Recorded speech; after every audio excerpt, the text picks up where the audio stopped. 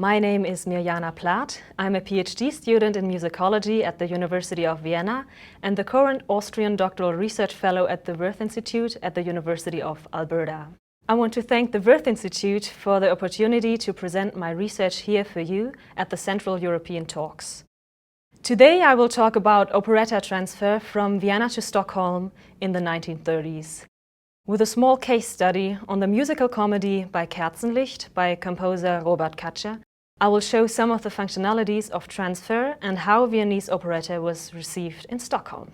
Considering the production and reception of operettas, Sweden and especially Stockholm take a very special role in Scandinavia. Operetta was very present on Stockholm stages up to the 1960s, as Pentti Paavolainen has found in his research about the genre in the Nordic countries.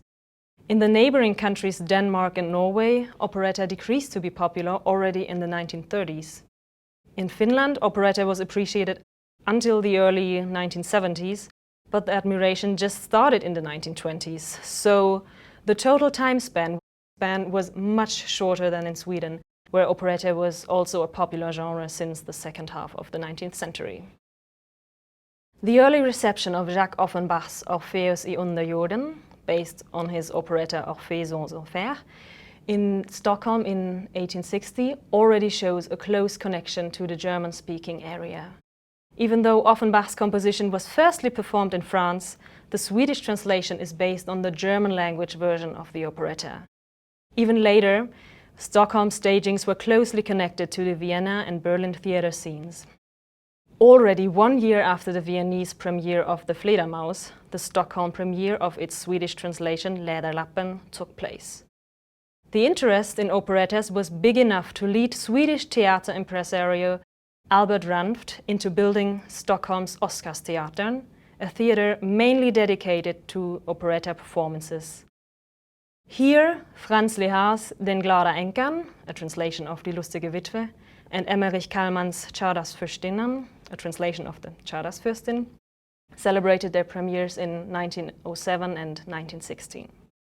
After World War I and even after World War II, operettas remained very popular in Sweden. The cabaret artist and singer Max Hansen played a large part in this continuing enthusiasm for operettas. He performed in many operettas which he had already known from his work in Berlin and Vienna, especially pieces by Ralph Benatzky. Max Hansen was born in Mannheim, in Germany, in 1897 as the son of Danish actress Eva Haller. He was raised in Munich by a foster family, and after the beginning of the First World War, he moved to neutral Denmark, learned Danish and worked as a cabaret artist and singer, touring through Scandinavia and also performing in Stockholm.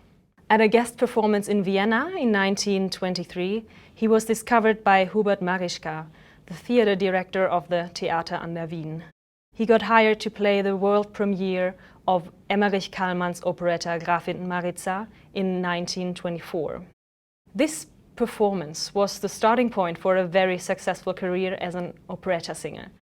The peak of his fame was probably achieved with his role as head waiter Leopold in the world premiere of the operetta Im Weißen Rössel in 1930 in Berlin, better known as the White Horse Inn in English-speaking countries. It is said that Hansen played this role over 3,000 times in his life. He became one of Benatzky's most appreciated actors, and they worked closely together in many following projects. He also was a very popular singer of that time and recorded many songs, among others for the record company Deutsche Grammophon. He founded the Kabarett der Komiker together with two colleagues in 1924 in Berlin, where he enlarged his repute as a cabaret artist in Germany. After his operetta appearances, he would perform at the venue and satirize current happenings of the time. He even mocked Adolf Hitler in songs like Waren Sie schon mal in mich verliebt or Rote Rosen, where he would call Hitler a homosexual or satirically describing him as a caring host of Jewish tourists in Bavaria's holiday region in Garmisch-Partenkirchen. There are recordings of these two songs on YouTube, and I warmly recommend you to listen to them. Because of his critical attitude towards National Socialism and some issues with proving his Aryan heritage, he wasn't able to continue his career in Germany after 1933. He focused on working in Vienna, and after the Anschluss in 1938, he emigrated to Denmark. He especially aimed for performances in Sweden, since even Denmark became occupied by Germany in 1940, and it was more difficult for him to work there. He had already been on guest performances in Sweden for many years and got a permanent residency with his family in Sweden in 1941. After leaving Germany and Austria, Hansen worked a lot with the repertoire which he acquired in Berlin and Vienna, building on the success he had already had there. For example, he directed the first performance of Axel i sjunde himlen, the Swedish version of Axel an der Himmelstür, in Stockholm at the Vasateatern in December 1937.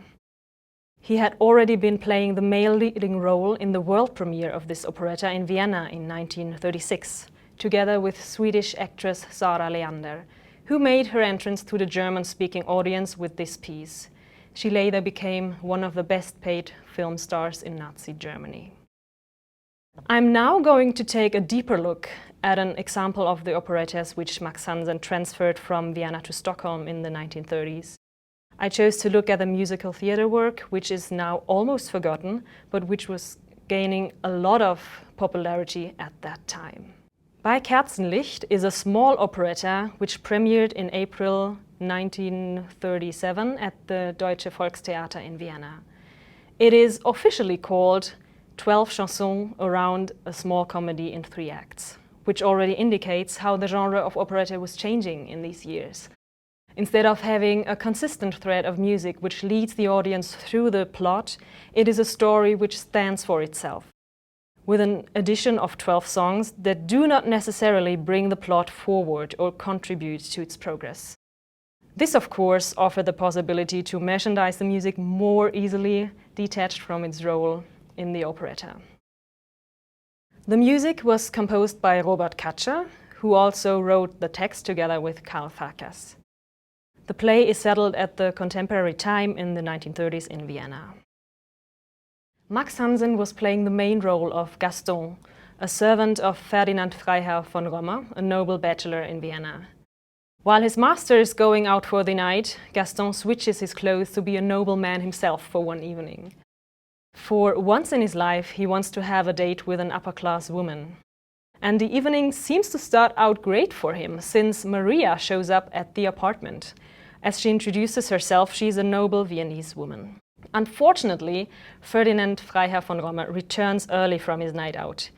He joins the masquerade and plays to be the servant for Gaston. He finds out that Maria herself is just a chambermaid, and the situation gets worse as soon as Maria's employer, Frau von Baltin, shows up.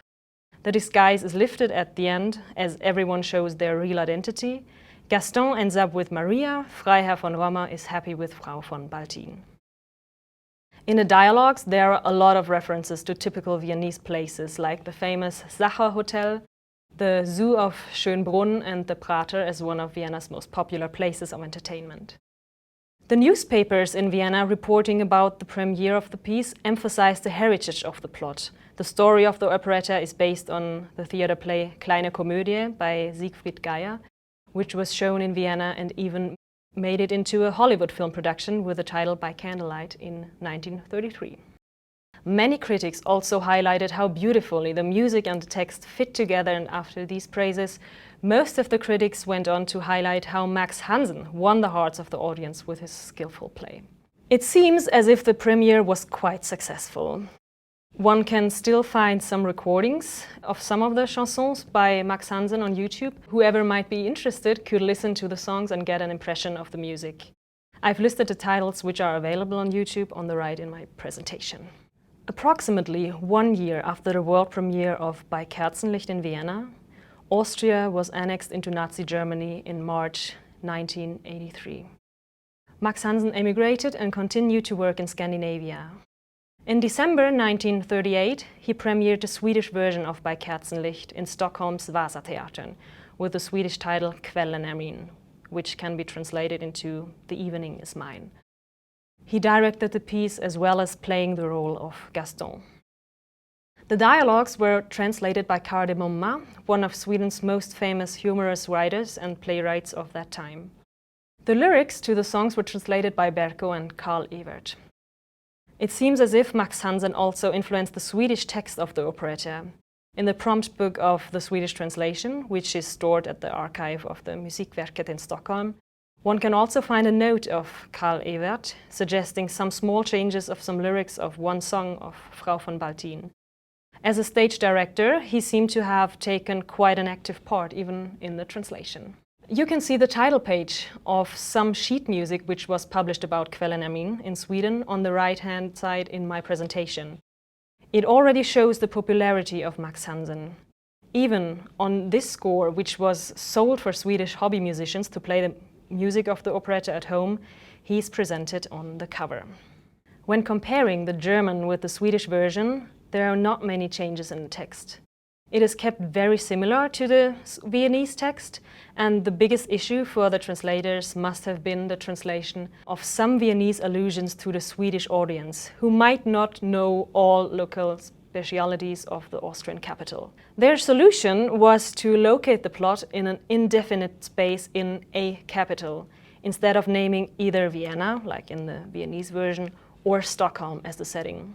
This led to some kind of mix-up when the Viennese version would refer to a certain place in Vienna. The Stockholm version ends up referring partly to the same Viennese places, as the translators probably suspect that these circumstances were known among the Swedish audience, and partly places in Scandinavia instead.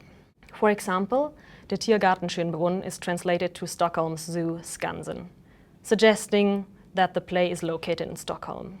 However, Maria is later called a real girl from Vienna, even in the Stockholm version. In the Viennese version, she sings the song Ich bin nur eine Mitzi. She's outing herself not being a noble woman, but being just an ordinary girl from Vienna.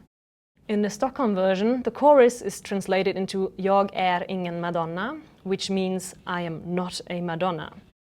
This translation avoids the wordplay with the typical Austrian nickname Mitzi, which wouldn't be a common name for an upper-class woman. Still, in the scene which leads to the song, the Baron von Romer tells Maria she would appear to him as a real girl from Vienna.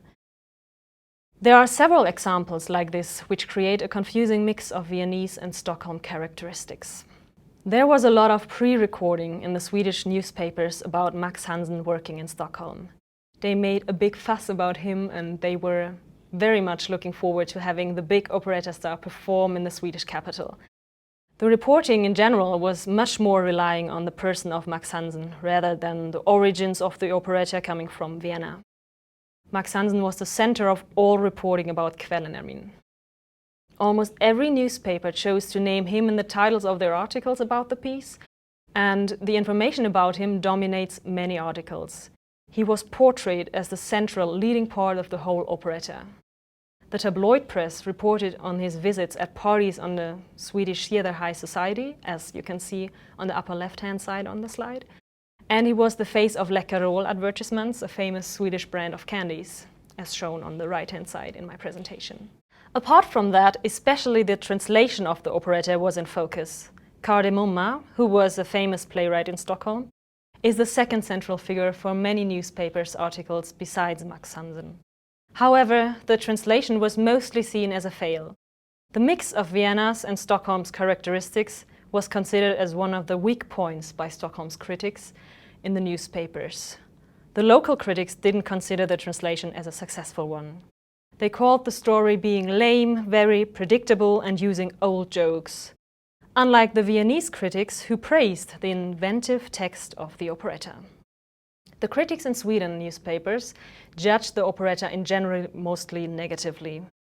They called Max Hansen, his skills and fame as the main reason for the operetta's success and for the enthusiastic reaction of the theater audience.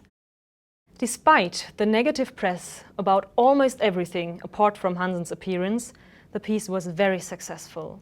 The operetta was shown over 70 times until March 1939.